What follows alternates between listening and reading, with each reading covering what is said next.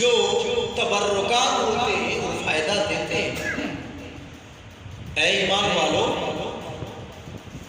اگر کسی چیز کو، یعنی یہ کپڑا ہے، آپ بات کو سمجھیں، اس کی کوئی اہمیت نہیں ہے، چاہے جتنا مہنگا سے مہنگا ہم کپڑا لے لیں،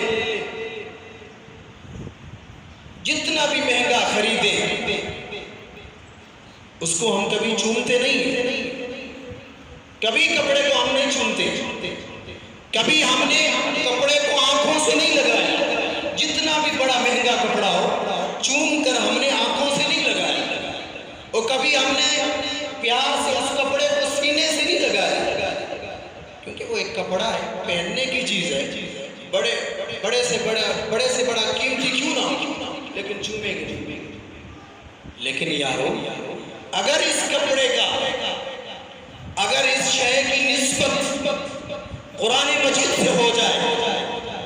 یعنی قرآن مجید کا غلاف بن جائے، یہ ہے تو وہ کپڑا جو ہم پہنتے ہیں، بازاروں میں بکتا ہے، پھر چومے ہم کیوں بھائی؟ لیکن جب قرآن سے لگ جاتا ہے وہ کپڑا، تو اس قرآن کے صدقے میں اس کپڑے کی شان بھی بڑھ جاتی ہے۔ جس طرح کے غلاف کعبہ ہے، وہ بھی کپڑا ہے، ہم کیوں چومتے ہیں بھائی؟ اس لیے چومتے ہیں کہ کعبۃ اللہ شریف کی نسبت اس کپڑے کے ساتھ ہے، اس لیے ہم نے آنکھوں سے بھی ہم لگاتے ہیں، چوما بھی کرتے ہیں۔ بظاہر کپڑے کو نہیں چومتے ہم چومتے ہیں تو صرف یہ نسبت دیکھ کر یہ قرآن پاک کا غلاف ہے اس لیے چوما کرتے ہیں، دراصل ہم قرآن کو چومتے ہیں، کپڑے کو نہیں چومتے۔ اور دوسری بات، ہم جب کعبۃ اللہ شریف جاتے ہیں، اللہ ہر کسی کو زیارت نصیب کرے، جب جانا ہوتا ہے تو ہم کعبۃ اللہ شریف کو چومتے ہیں، وہ کپڑا ہے، اوپر تو غلاف ہے،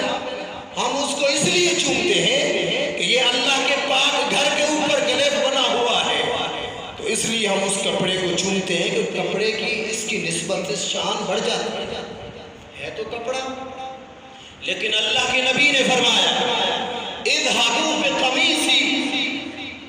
یہ میری قمیص لے جاؤ، میرا کرتا لے جاؤ،